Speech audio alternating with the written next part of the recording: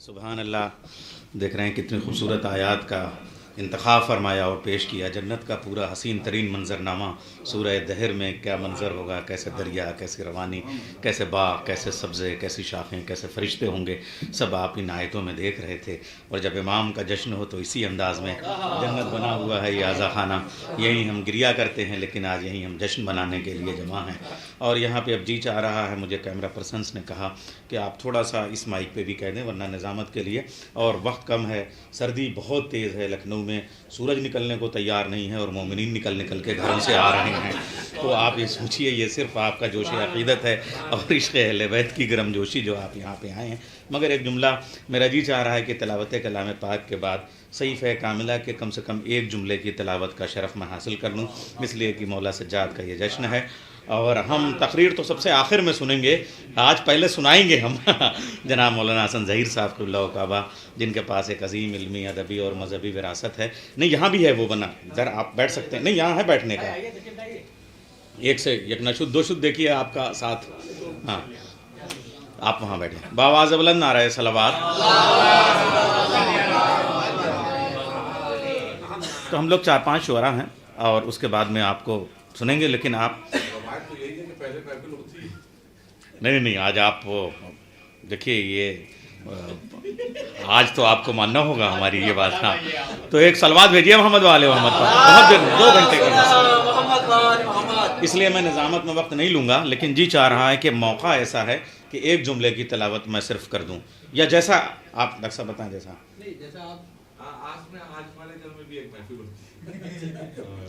اچھا تو پھر میں اس کے بعد بلا دیتا ہوں آپ کو. تو ٹھیک ہے.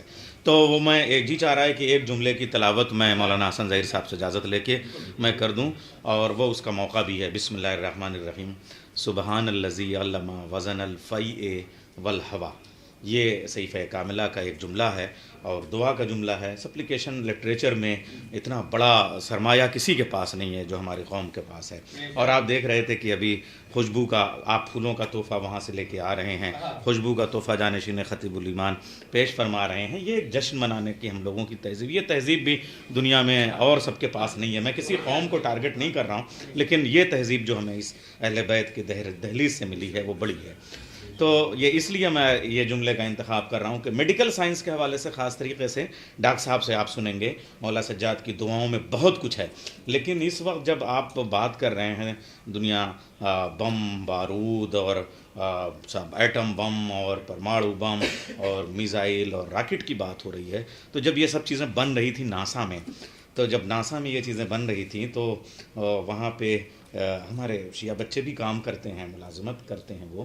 تو ایک یہودی جو لڑکی تھی سائنٹسٹ، وہ جب بارود پہ کام کرتی تھی تو ویسے تو ہم یہ دعا کریں گے، پہلی دعا کہ پالنے والے دنیا میں جتنے ظالم ہیں وہ فنا ہو جائیں، جتنے اسلحے ہیں وہ فنا ہو جائیں، اسلحوں کی ضرورت ہی نہ رہے. امن ہو جائے گا گھڑی بھر میں، اسلحے ڈال دو سمندر میں.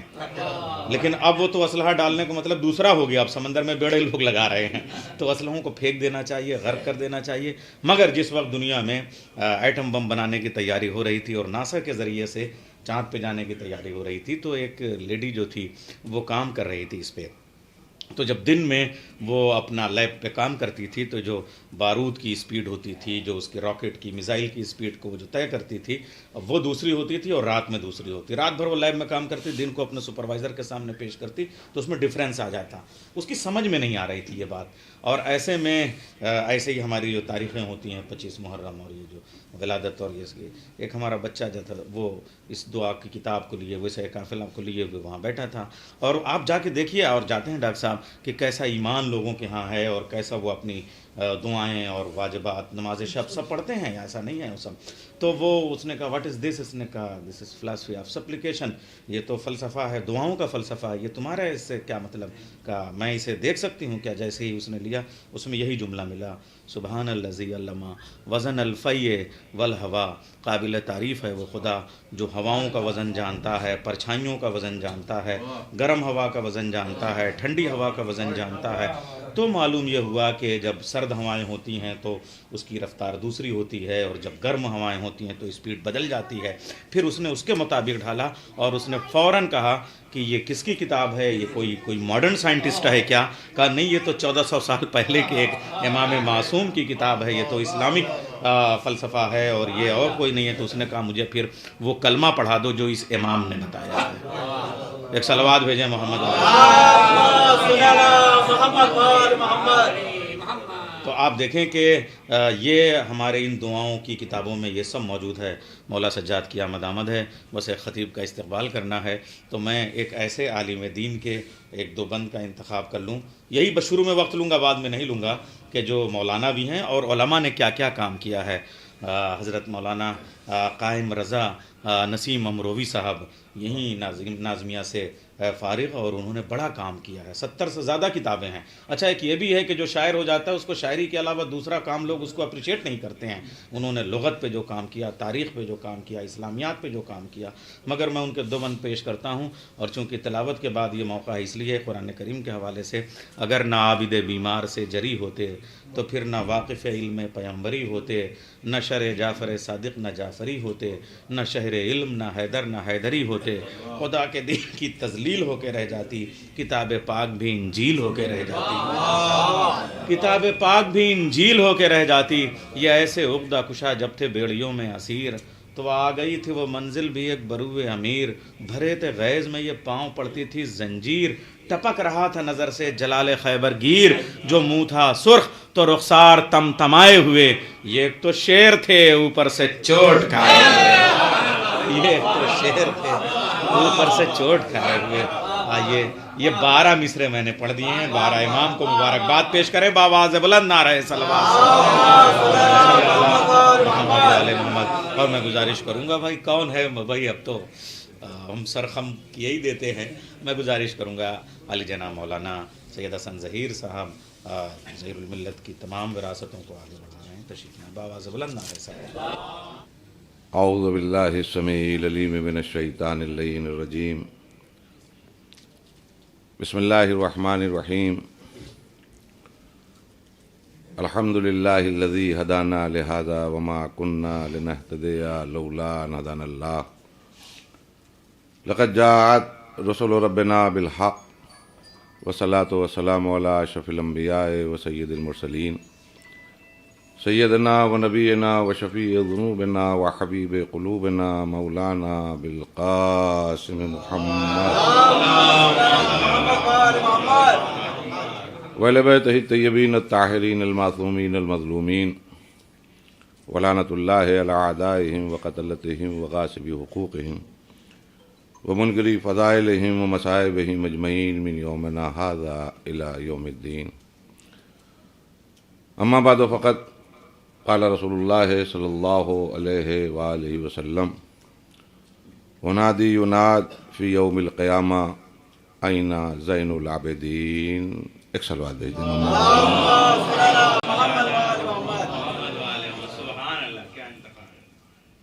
بہت بہت مبارک ہو ولادت باسعادت سرکار علی بن الحسین امام زین العابدین علیہ السلام.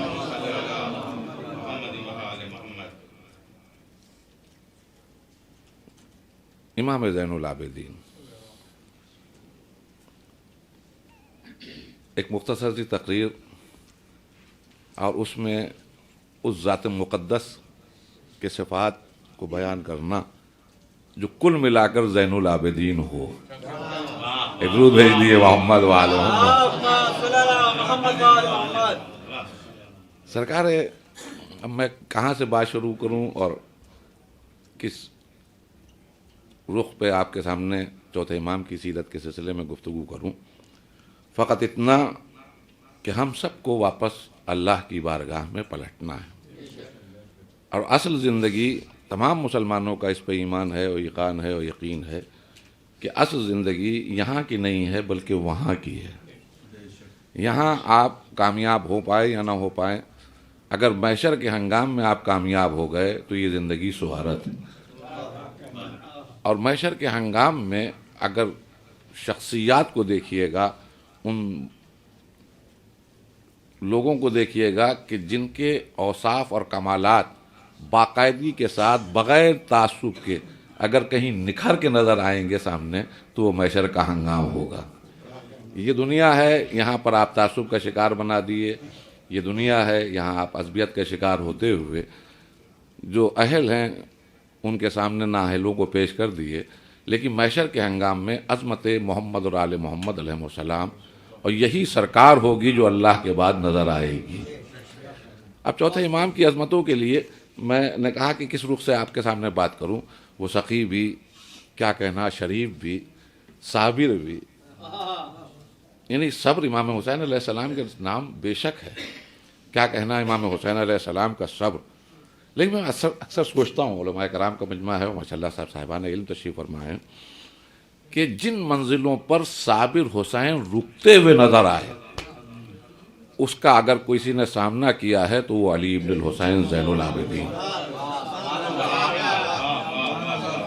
آج کا مصرع بھی وہی ہے، اور میں کوئی تقابل نہیں ہے، معصوم ہیں ہمارے 12 امام ہوں، 14 معصومین ہوں، ان میں کوئی تقابل بھی نہیں کر سکتے، لیکن جو بھی امتحان کی منزلوں میں آیا ہے اس کے ساتھ جیسا امتحان ہوا ہے ویسے ہی وہ نکھر کے اس کی شخصیت سامنے آئی ہے۔ میں اتنا جانتا ہوں کہ جہاں پر صابر حسین، توجہ دیے گا، جہاں پر صابر حسین چپ نظر آئے، اس کو اپنی آنکھوں کے سامنے چوتھے امام نے ان مراحل سے گزر کر اپنے آپ کو بتایا کہ زین العابدین کون ہے۔ دیکھیے یہ ایک الگ میٹر ہے کہ زین العابدین مولائے متقیان بھی ہیں، زین العابدین سرکار ختمی مرتبت بھی ہیں، زین العابدین امام حسن علیہ السلام بھی ہیں، خود زین العابدین امام حسین علیہ السلام بھی ہیں۔ لیکن زین العابدین خود ہمارے چوتھے امام سے جب سوال کیا گیا کہ آپ کے جد علی مرتضیٰ کی عبادتوں کے بارے میں آپ کا کیا کہنا ہے، تو روایت کہتی ہے کہ آپ اپنی جگہ سے اٹھ کے کھڑے ہو گئے۔ جو زین العابدین ہو وہ اپنے جد کی عبادت کے بارے میں جب بیان کرنے لگا تو اٹھ کے کھڑا ہو گیا، کہا کیا بات کرتے ہو میرے جد کی عبادتوں کی، ان کی عبادت کا مقابل تو روئے زمین پر کوئی بشر ہو ہی نہیں سکتا۔ لیکن چونکہ امتحان کی منزل ہے، میں اکثر سوچتا ہوں کہ کیوں آپ کو زین العابدین بنایا گیا، کیوں اللہ کی طرف سے یہ صفت اور یہ صفت آپ کو عطا کی گئی۔ اس کا سبب یہ ہے کہ ایک منظر ہے، میں مصائب نہیں عرض کر رہا ہوں، ابھی انتظار بھی کر رہا ہوں کہ لوگ جمع ہو جائیں تاکہ اپنی بات کو آگے بڑھاؤں، کہ ایک منظر ہے جو نظر آتا ہے، اور اس کو آپ مقاتل میں بھی دیکھ سکتے ہیں کہ بچپنا ہے امام حسین علیہ السلام کا، نانا کی آغوش میں بیٹھے ہوئے ہیں، جبرائیل محضر شہادت لے کر آئے ہیں۔ دیکھیے ذہن میں ہے آپ کے پورا واقعہ، اور تمام شرائط کو پیش کیا گیا۔ دیکھیے امام زین العابدین کیوں ہیں؟ تمام شرائط کو امام حسین علیہ السلام کے سامنے پیش کیا گیا، اور باقاعدگی کے ساتھ ہر سوال کے اوپر آقا حسین بڑے مطمئن ہو کر جواب دیتے رہے، نانا کہہ دیجئے مجھے منظور ہے، کہہ دیجئے مجھے منظور ہے، کہہ دیجئے مجھے منظور ہے۔ یعنی اب صبر کی معراج اگر کوئی نظر آ رہا ہے تو امام حسین علیہ السلام، واقعاً اگر کوئی عابد نظر آ رہا ہے تو وہ امام حسین علیہ السلام۔ لیکن ایک منزل آئی ہے بڑی کٹھن انہی شرائط میں، تمہارے بعد یہ ہوگا، تمہارے بعد یہ ہوگا، تمہارے بعد تمہاری بہنوں پر یہ گزرے گی، تمہارے بعد تمہارے گھر والوں کو اس طرح اسیر کیا جائے گا، کیا تمہیں وہ بھی شرط منظور ہے؟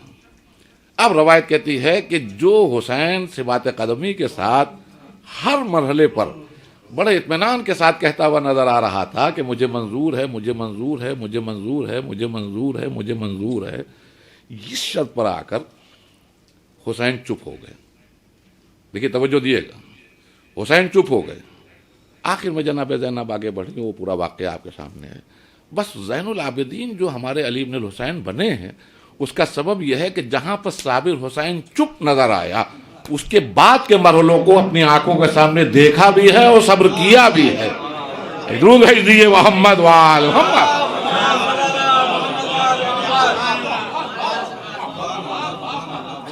انصاف سے بتائیے کہ وہ مرحلے پر جہاں صابر حسین، جس کا مقابلے میں نہ انبیاء کرام کی کوئی شخصیت نظر آئے گی، نہ اوصیاء کرام کی، بڑے بڑے تاریخ میں گزرے ہیں، لیکن حسین کے صبر کا کوئی مقابلہ نہیں۔ جو حسین جس منزل پر آ کر رک جائے، اس کو اپنی آنکھوں کے سامنے دیکھنا اور زندہ رہنا، اور اس کے بعد بھی اپنے معبود کے اوپر کامل بھروسے کا اعلان بھی کرنا، اس کے مطابق عمل بھی کرنا۔ بڑا اچھا شعر ہے کاظم جرولی صاحب کا کہ کربلا کے بعد بھی تم سید سجاد ہو، دوسرا ہوتا تو کہہ دیتا خدا کوئی نہیں۔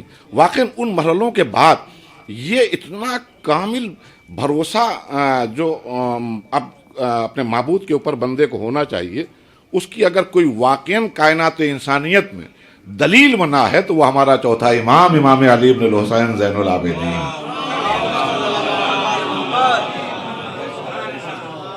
یعنی ان مرحلے پر جہاں حسین جیسا صابر، میں نے کہا میں بہت بچا کے پڑھ رہا ہوں، جہاں حسین جیسا صابر چپ ہو جائے، کچھ جواب دینے کو تیار نہ ہو، ان تمام مناظر کو اپنے سامنے دیکھنا، ان امتحانات کو سر کرنا، اور سر کرنے کے ساتھ ساتھ اپنی پیشانی کو زمین پہ جھکائے رکھنا، یہ ہے امام زین العابدین علیہ السلام۔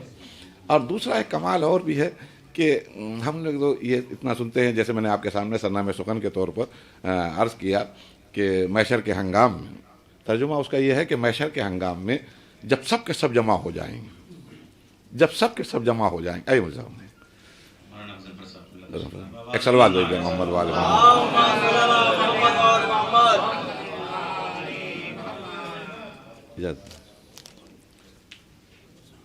محشر کے ہنگام میں جب سب کے سب جمع کر دیے جائیں گے، تب ایک منادی ندا کرے گا، آئینہ زین العابدین۔ تو ایک شرف تو علی بن الحسین علیہ السلام کا یہیں پہ نظر آ رہا ہے، جہاں سب ایک ساتھ جمع کیے جائیں گے ان سب میں زین العابدین نہیں ہوں گے۔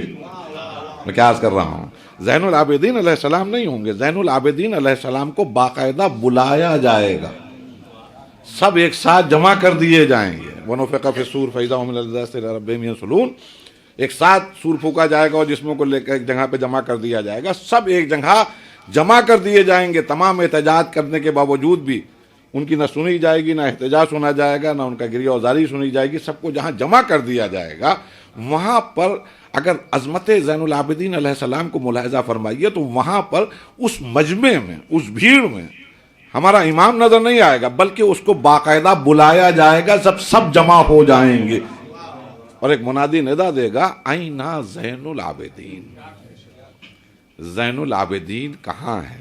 میں اکثر سوچتا ہوں کہ محشر کے ہنگام میں تو کوئی نہیں بچا ہوگا، وہ آدم کے دور کے لوگ اور نوح کے دور کے لوگ، اس دور کے لوگ، اور صبح قیامت تک کے تمام لوگ جمع ہوں گے۔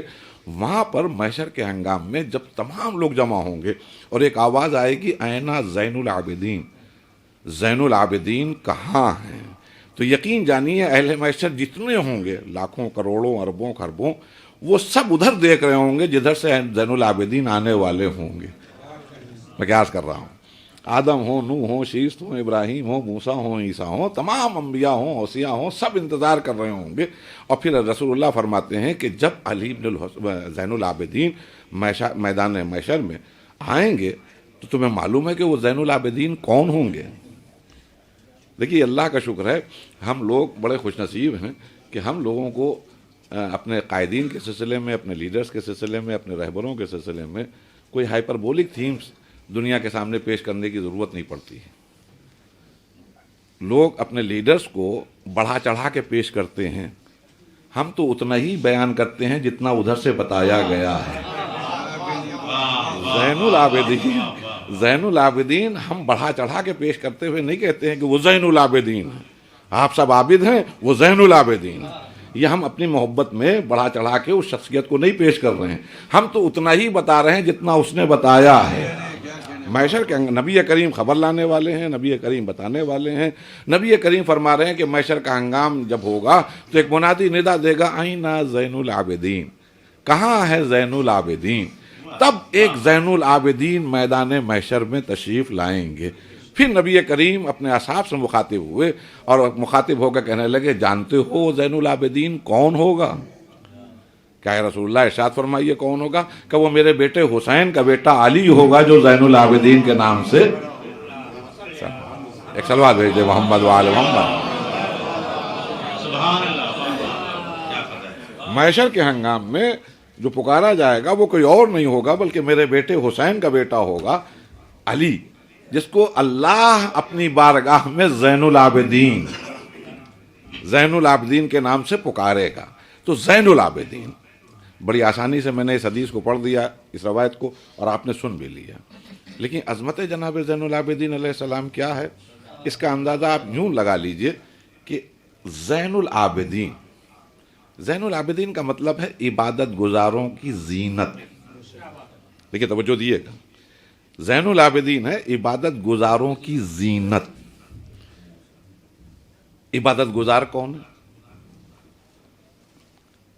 آپ مجھ سے سوال کیجئے گا، میں کہوں گا میں اللہ کا بندہ ہوں. آپ سے سوال کیا جائے گا، آپ بھی کہیں گے ہم اللہ کے بندے ہیں. اما کون مسلمان ایسا نہیں ہے جو کہے کہ ہم اللہ کے بندے ہیں؟ لیکن ہم سب اللہ کے بندے ہیں یا نہیں؟ اللہ کے بندے ہیں نہیں، یہ ایک الگ چیپٹر ہے، یہ ایک الگ موضوع ہے. بندگی کے لیے میں اکثر ایک جملہ کہتا ہوں، حضرات علماء کرام بھی ہے، غلط ہو تو میری اصلاح فرما دیں گے، کہ بندگی کا معیار یہ نہیں ہے کہ سر پہ ٹوپی لگا لی، داڑھی ہو گئی، ماتھے پہ گٹا، 5 وقتہ نمازی ہیں اور ماہ صیام میں روزے رکھ رہے ہیں، حاجی صاحب بھی ہو گئے ہیں. بندگی اس کو نہیں کہتے ہیں.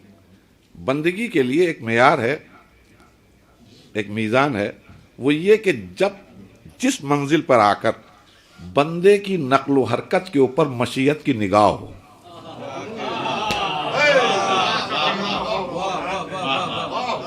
بندگی کی ابتدا وہ ہے کہ جہاں سے بندے کی نقل و حرکت کے اوپر مشیت کی نگاہ ہو.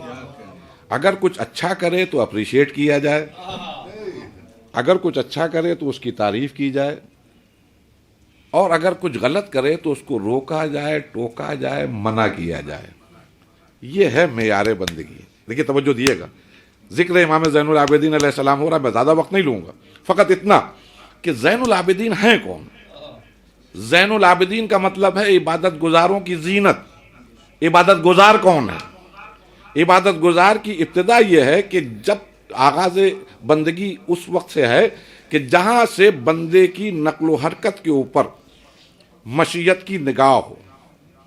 کچھ اچھا کرے تو اپریشیٹ کیا جائے، کچھ غلط کرے تو روکا جائے اور ٹوکا جائے. دیکھیے توجہ دیے گا، جو غلط کرے تو روکا جائے اور ٹوکا جائے. اب اتنے ماشاءاللہ عبادت گزار بیٹھے ہوئے ہیں. میرا ایک سوال ہے، آج تک سن بلوغ سے لے کر آج تک جو بزرگ حضرات ہیں ان سے بھی میں سوال کر رہا ہوں، آج تک آپ کی کسی اچھائی کے اوپر اللہ کی طرف سے کوئی فرشتہ نازل ہوا ہے؟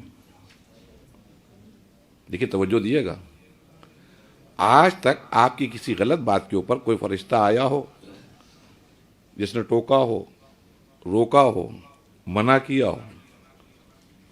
بھئی اتنی عمر آ گئی ہے، میری اتنی عمر آ گئی ہے، آج تک کسی اچھائی کے اوپر نہ کوئی قصیدہ لے کے فرشتے آئے، نہ کوئی تعریفی کلمات آ کے انہوں نے کہے، نہ آج تک میرے کسی ظلم کے اوپر یا کسی گناہ کے اوپر کوئی فرشتہ آیا جس نے روکا ہو، ٹوکا ہو، منع کیا ہو، یہ کیا کر رہے ہو. تو اس کا مطلب کیا ہے؟ کہ اللہ جانتا نہیں کہ ہم کیا کرنے جا رہے ہیں؟ کیا اللہ کے پاس فرشتوں کی کمی ہے؟ دیکھیے ذرا سا الجھ جائے گی طبیعت، لیکن امام زین العابدین کی عظمت سمجھیے. ہم ہر اچھائی کرتے ہیں اور ہر برائی جب کرتے ہیں تو کبھی بھی آج تک ہمارے پاس اللہ کی طرف سے کسی فرشتے کو نہیں بھیجا گیا جس نے روکا ہو یا ٹوکا ہو یا منع کیا ہو یا اپریشیٹ کیا ہو یا تعریف کی ہو. میں نماز پڑھنے پہنچے، سردی ہے، جاڑے کا زمانہ ہے، ٹٹرتے ہوئے نکلے اور پہنچے مسجد میں، وضو کیا اور 2 رکعت نماز پڑھی. اتنے میں جیسے ہی نماز ختم ہوئی، ایک پیٹھ پہ کسی نے ہاتھ رکھا ہو، پلٹ کے دیکھا تو نورانی چہرہ. آپ کون؟ کہ میں اللہ کی طرف سے بھیجا ہوا ملک ہوں. خیریت کاہے کے لیے تشریف لائے؟ کہ تمہیں مبارکباد دینے آیا ہوں. بڑا اچھا کیا کہ تم اپنا بستر چھوڑ کر اللہ کی عبادت کے لیے گھر سے نکل کر مسجد تک آئے. اما یقین جانیے اگر ایک بار کوئی فرشتہ آ جاتا زندگی میں تو کبھی صبح کی نماز قضا نہیں ہوتی. ایک درود بھیج دیے محمد والو. اچھا یہ کوئی امپاسبل ہے کیا؟ ناممکن ہے. بھئی حوصلہ بڑھتا اگر کوئی فرشتہ آ جاتا. بھئی ماہ صیام کے روزے میں صبح سے لے کے شام تک ہم روزے سے ہیں اور شام کے وقت میں افطاری کا انتظار کر رہے ہیں، اتنے میں دیکھا خان لیا وہ فرشتہ چلا آ رہا. یہ کیا ہے؟ کہا یہ اللہ کی طرف سے تم مہمان ہو. تمہیں معلوم نہیں کہ رمضان اللہ کا مہینہ ہے، اللہ تمہارا میزبان ہے، تم مہمان ہو. تمہیں کھانے پینے کی پریشانی کی ضرورت نہیں ہے، کوئی ٹینشن نہ لینا. اب جب تک کہ رمضان جاری ہے افطاری کا انتظام ادھر سے ہوگا، اور دیکھو یہ افطاری کی پلیٹ ہے اور یہ سحری کا بھی انتظام ہے.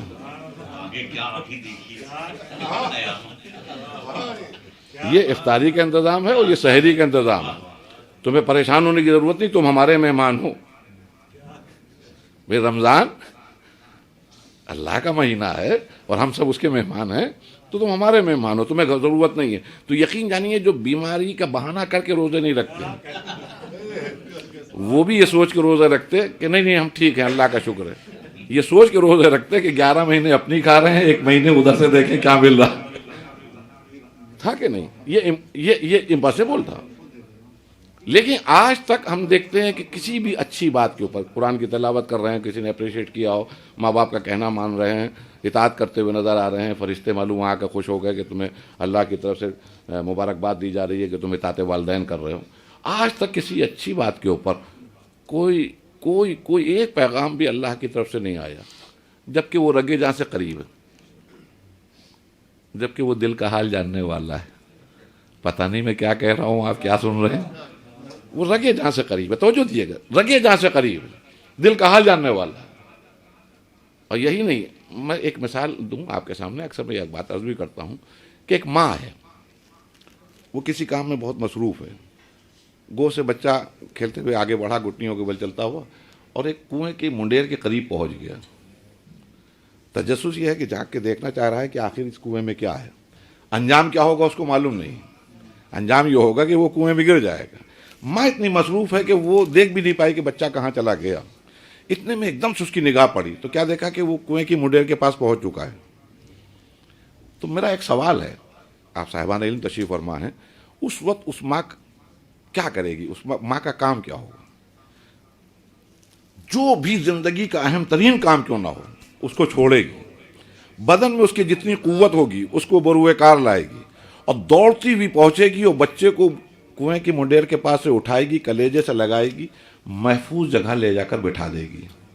اس لیے کہ ماں کی ممتا اپنی آنکھوں کے سامنے اپنے بچے کو کنویں میں گرتا ہوا دیکھنا برداشت ہی نہیں کر سکتی.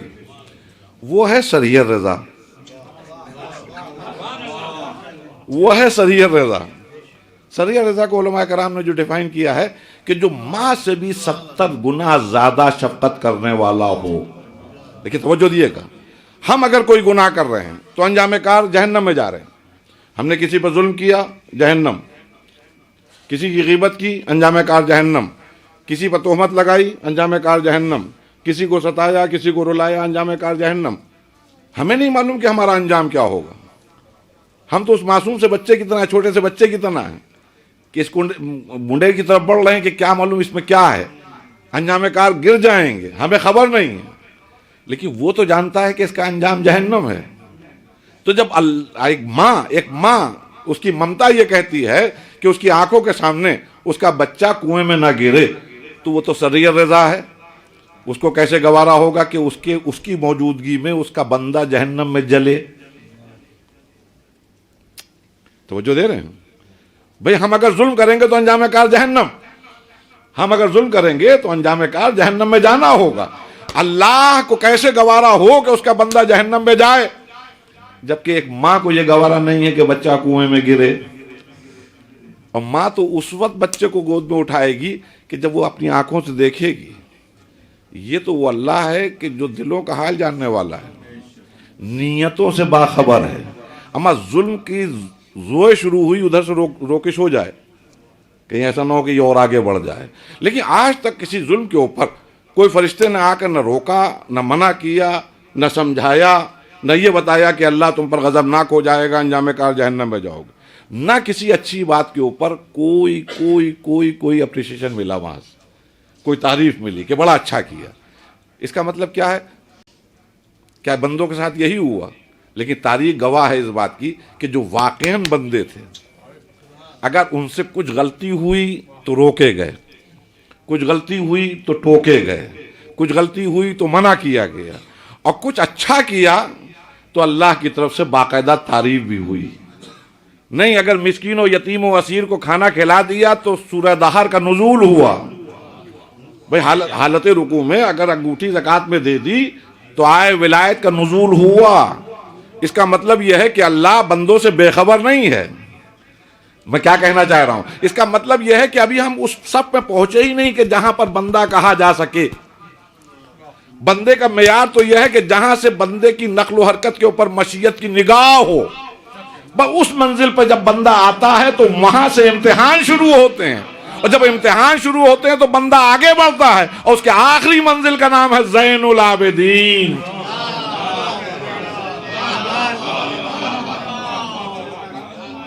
ایک درود بھیج دیجیے محمد وآل محمد. دیکھیے غور کیجئے گا, ہم چوتھے امام کا ذکر کر رہے ہیں, امام زین العابدین علیہ السلام کی عظمتوں کو غور کیجئے کہ ابھی ہم تو وہیں پہ ہیں, ہم تو بندے ہیں ہی نہیں. ابھی بندے کے معیار میں نے آپ کے سامنے عرض کیا کہ جہاں سے بندے کی نقل و حرکت کے اوپر مشیت کی نگاہ ہو. اچھا کرے تو تعریف کی جائے, غلط کرے تو روکا جائے, ٹوکا جائے. اما نہ جانے کتنے مرحلے آتے ہیں جہاں اللہ میاں پر سے ناراضگی جتاتے ہیں ہم لوگ. واہ اللہ مار ڈالے گا, ٹھٹر کے مر جائیں گے ہم. واہ کتنا پانی برسے گا, اوف گرمی میں جھلس جائیں گے. ارے جوان بیٹے کو اٹھا لیا بوڑھے باپ کے سامنے, ارے بچے چھوٹے چھوٹے ہیں, باپ مر گیا. معبود یہ کیا؟ 500 طرح کے احتجاج ہوتے ہیں جو اللہ کی بارگاہ میں روزانہ ہم لوگ درج کرتے ہیں. تو مولانا محترم مولانا خطیب الایمان مولانا طاہر جروری صاحب کا بڑا پیارا ایک نکتہ کسی نے سنایا تھا, ایک جملہ سنایا تھا کہ یہ تو کہیے اللہ میاں کا کلیجہ ہی نہیں تھا, ورنہ یہی مسلمان چھلنی کر دیتے, اتنے شکوے ہیں ان کے پاس. ہاں ہم لوگ 500 بار شکوے کرتے ہیں, 500 بار ایسے عمل کرتے ہیں جس سے جو شریعت کے خلاف بھی ہوتے ہیں, لیکن اس کے باوجود نہ روکے گئے نہ ٹوکے گئے. دیکھیے توجہ دیے گا, لیکن جب بندے ہیں تو وہ روکے بھی گئے ٹوکے بھی گئے. ہم نے ذرہ برابر تاریخ میں دیکھا جو بندگان خدا ہیں جنہیں عابد کہا جاتا ہے, اگر ذرہ برابر چوں بھی کی تو فوراً ادھر سے ریئیکشن ہوا اور سخت ہوا. اما جناب یونس نے کیا کیا تھا؟ آپ اہل علم تشریف فرما ہے, جناب یونس نے کیا کیا تھا؟ بد دعا کے لیے ہاتھ بلند کیے, اللہ کی طرف سے منظوری ہو گئی, شب چہارشنبہ عذاب نازل ہوگا, عذاب نازل ہونے والا ہے, بستی سے باہر نکل کے چلے گئے اپنے ایک صحابی کے ساتھ, دوسرا صحابی رک گیا, وہ پورا تفاسیر میں آپ کو مل جائے گا. اور اس کے بعد آنے والا عذاب ٹل گیا جب استغفار کیا ان لوگوں نے, وہ توبہ کی اور اللہ سے معافی مانگی, آنے والا عذاب چلا گیا. جب دوسرے دن جناب یونس واپس پلٹے بستی کی طرف تو آگ روشن نظر آئی, دھواں اٹھتا ہوا نظر آیا, حیات نظر آئی اس بستی میں. تو اب مجھے نہیں معلوم کہ اس وقت جناب یونس نے کیا ریئیکٹ کیا, لیکن اتنا ملتا ہے کہ بس اف یہ کیا ہوا, اب میں اس بستی میں کیسے جاؤں؟ میں ان سے کہہ چکا تھا کہ اللہ کا عذاب نازل ہوگا, اللہ نے عذاب کیوں نازل نہیں کیا؟ یہ کہہ کے واپس پلٹے. بس اس اف کو یا اس بس کو, یا مجھے نہیں معلوم کہ کس طرح ان کا ریئیکشن تھا, اس کو بھی نوٹس اللہ نے لیا. اور سورہ نون میں 68واں سورہ ہے, اس میں ایک آیت میں, مجھے اس وقت آیت ذہن میں زبانی یاد نہیں ہے, لیکن آیت کا مفہوم یہ ہے کہ اللہ کی عبادت کرو میرے حبیب, صبر کرو, اللہ کی عبادت کرو, اور اس مچھلی والے کی طرح غصے ور نہ ہو جانا. دیکھیں توجہ دیے گا, اس مچھلی والے کی طرح غصے ور نہ ہو جانا. صرف ایک اف کے اوپر, ایک اف کے اوپر نہ جانے ہم کتنی مرتبہ غصہ کرتے ہیں. جناب یونس نے بس اف کہہ دیا. وہ جو ستار العیوب خدا ہے, ستار العیوب جس کا کام ہے عیبوں کی پردہ پوشی کرنا, وہ اپنے ایک نبی کے متعلق قرآن میں کہہ رہا ہے کہ اس کی طرح کا صاحب الحوت, مچھلی والے کی طرح غصے ور نہ ہو جانا, یعنی جس کا کام ہے عیبوں کو چھپانا. اب جب بھی کوئی قرآن پڑھے گا تو اس قاری کو یہ پتا چل جائے گا کہ ایک نبی تھے جو بڑے غصے ور تھے, لیکن چونکہ بندگی کی منزل پہ تھے اس لیے مشیت کی طرف سے فوراً رسی ٹائٹ ہوئی. خبردار اب یونس کی طرح نہ ہو جانا. اما کتنی مرتبہ, میں اکثر ایک بات عرض کرتا ہوں کہ کتنی مرتبہ اچھے شعر کہنے کے بعد, ہاں 2-4 بزرگ شاعروں کو فون کر کے جب تک سنا نہیں لوں گا چین نہیں آتا ہے. سنیے یہ 4 مصرے کہیں. اما دیکھیے یہ کلام کچھ کہا ہے, بطور اصلاح آپ کو سنا رہا ہوں. اما اصلاح کرنے کی ضرورت نہیں ہے, صرف جتانا ہوتا ہے کہ میں بھی شہر میں شاعر ہوں. ہاں اکثر یہ ہوتا ہے کہ ہم شعر, ہاں سنیے یہ تاریخ کہی ہے, ذرا سماعت فرمائیے. صرف جتانا ہوتا ہے کہ ہم بھی شاعر ہیں. اچھی مجلس اگر پڑھ لیں تو کیا کہنا, اما کسی سے نہ کہیں, گھر ضرور فون کر کے کہہ دیتے ہیں بہت عمدہ مجلس پڑھی. बहुत उम्दा महफिल पढ़ी। गुरूर है कि नहीं, तकब्बुर है कि नहीं, मैं क्या अर्ज कर रहा हूँ। हम अगर तकब्बुर करें, गुरूर करें तो आज तक कोई नोटिस ना लिया जाए। हम मिंबर से नीचे उतरे, हमने कहा हम भी शहर के एक बेहतरीन खतीब हैं, हम भी जाकिर हैं। उधर जनाब मूसा कोहितूर पर पहली बार कलीम बनाए गए। हम मिंबर से नीचे उतर रहे हैं तो हम कह रहे हैं कि हमारे मुकाबले अब कोई खतीब नहीं बचा, हम ही हम हैं। जनाब मूसा ने दिल में, हम तो कह भी देते हैं, शेयर भी कर लेते हैं, जनाब मूसा के लिए मिलता है, दिल ही दिल में सोचा कि मैं भी आलिम हूँ, इसलिए कि अल्लाह ने मुझे कलीम बनाया है। आदम से लेके इस वक्त तक किसी को ये एजाज़ नहीं मिला है जो मुझे मिला है, मैं आलिम। अम्मा सिर्फ दिल में सोचा, फ़ौरन जनाब जिब्राइल अलैहिस्सलाम तशरीफ़ ले आए। बाद दुरूद व सलाम, हुक्म खुदा ये है कि अब घर छोड़िए। खैरियत का ये पर्टिकुलर प्लेस है, ये निशानियाँ हैं, यहाँ पर मेरा एक बंदा मिलेगा, उसका नाम खिज़्र होगा, उसके पास जाइए और देखिए तन्हा ना जाइएगा, का फिर का अपने वसी को भी लेते जाइएगा, योशा बिन नून को भी अपने साथ लेते जाइएगा। देखिए आप भी बहुत हक्का बक्का हो के सुन रहे हैं, इसलिए कि मैं खतीब तो हूँ नहीं, एक जाकिर हूँ, और जाहिर है कि जो अंदाज़ होना चाहिए कि जिससे जोश पैदा हो वो आज तक पैदा नहीं हुआ मुझ में। लेकिन मैं जो अर्ज़ करना चाह रहा हूँ तवज्जो दिएगा। जनाब मूसा से एक हुक्म दिया गया कि देखो तन्हा ना जाना, बल्कि अपने साथ योशा बिन नून को भी साथ लेते जाना, अपने वसी को। तो एक बात तो समझ में आ गई कि जब मशीयत नबूवत के सिपुत कोई काम करती है तो बगैर वसी के नहीं करती,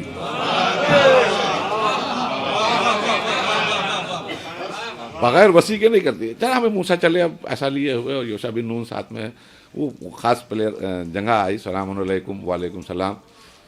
अब देखिए तवज्जो दिएगा, आप ही खिज़्र अलैहिस्सलाम हैं। अच्छा तुम आ गए मूसा, देखिए तवज्जो दिए, मैं जो अर्ज़ कर रहा हूँ आप गौर कर रहे हैं। मैं दुनिया का आलिम, मैं आलिम, अल्लाह ने मुझे इल्म अता किया। बस ये कलमात मशीयत को गवारा नहीं हुए, चाहते तो अल्लाह की तरफ से उसी वक्त वही हो जाती कि खबरदार अपने आप को आलिम ना समझना, तुम्हारे अलावा भी बहुत से आलिम हैं। लेकिन मूसा को मूसा जैसे एक बशर के पास भेजा जो पहली मुलाकात में जनाब मूसा को एक झटका दे रहा है। तवज्जो दिएगा, आप खिज़्र हैं, अच्छा तुम ही मूसा आओ। यानी पहले ही अंदाजा लग गया कि अभी मूसा जो अपने आप को आलिम समझ रहे थे, ये समझ नहीं पाए कि ये खिज़्र हैं कि नहीं है। क्या आप ही खिज़्र हैं? क्या आप ही खिज़्र हैं? क्या आप ही खिज़्र हैं? और खिज़्र अलैहिस्सलाम जिनका मैं एक जुमला कहूँगा भाई, जो अंबिया कराम है, तो जनाब मूसा की पोजीशन जो है वो टॉप 5 में है। जनाब मूसा 1,24,000 पैगंबरों में टॉप 5 में, बड़े रसूलों में है। जनाब खिज़्र का इसमें कोई शुमार भी नहीं है। लेकिन जैसे ही कहा क्या आप खिज़्र हैं, यानी अभी डाउट है, अभी शक है, यकीन नहीं है, क्या आप खिज़्र हैं? और जिसका कोई तस्करा भी नहीं है वो बड़े सुकून से कह रहा है आओ मूसा, एक दूर भेज दिए मोहम्मद वाले मोहम्मद। कहा कि आपके पास आया हूँ, खैरियत, मैं आपके साथ रहना चाहता। तुम रह नहीं पाओगे। खैरियत, क्यों नहीं रह पाऊंगा? कहा नहीं, क्यों? कहा तुम्हारे चेहरे पर वो इल्म के आसार नजर नहीं आ रहे। जो अल्लाह ने मुझे इल्म अता किया है उसके मुताबिक मैं अमल करूं और तुम उसके बारे में ना जानते हो तो मुझे यकीन है कि तुम सब्र नहीं कर पाओगे। देखिए अब पढ़ना मेरा काम है, समझना आपका काम है, और जितना खुश हो लिए कम है। क्या कहना आले मोहम्मद अलैहिस्सलाम की अजमतें। कहा कि तुम सब नहीं कर पाओगे। कहा क्यों? कहा अल्लाह ने जो मुझे इल्म दिया है जो तुम्हारे पास नहीं है, जो इल्म मुझे दिया है जो तुम्हारे पास नहीं है, मैं अपने इल्म के मुताबिक अगर अमल करूं तो मुझे यकीन है कि तुम सब्र नहीं कर पाओगे। यानी एक कुल्लिया जनाब खिज़्र ने बयान कर दिया कि याद रखना साबिर वही होगा जो आलिम होगा, आलिम वही होगा जो साबिर होगा। साबिर वही होगा जो आलिम होगा, आलिम वही होगा जो साबिर होगा।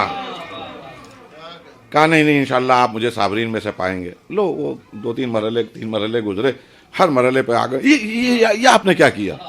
मैंने मना किया था, देखो बोलना नहीं, खामोश रहना, तुम सब नहीं कर पाओगे। अच्छा रुक जाइए। आखिर में वो फरमान अली साहब ने अपने ब्रैकेट में लिखा है तर्जुमे में, जाओ भाई तुम्हें हमारी छुट्टम छुट्टा, अब तुम हमारे साथ नहीं रह पाओगे। यानी कहने का मकसद ये है कि मूसा जर्रा बराबर ये ख्याल कर लें कि मैं आलिम हूं, जर्रा बराबर ख्याल कर लें कि मैं आलिम हूं, फौरन मूसा जैसे एक बंदे के पास अल्लाह उसको भेज दे जो बंदा बार बार कहता नजर आए तुम आलिम नहीं, तुम आलिम नहीं, तुम आलिम नहीं, तुम आलिम नहीं। अब एक जुमला आज करने दीजिए मुझे कि लाखों सलाम अजमत आले मोहम्मद अलैहिस्सलाम पर कि हमेशा मिंबर पर जाते रहे और कहते रहे सलूनी, न कभी रोके गए न टोके गए।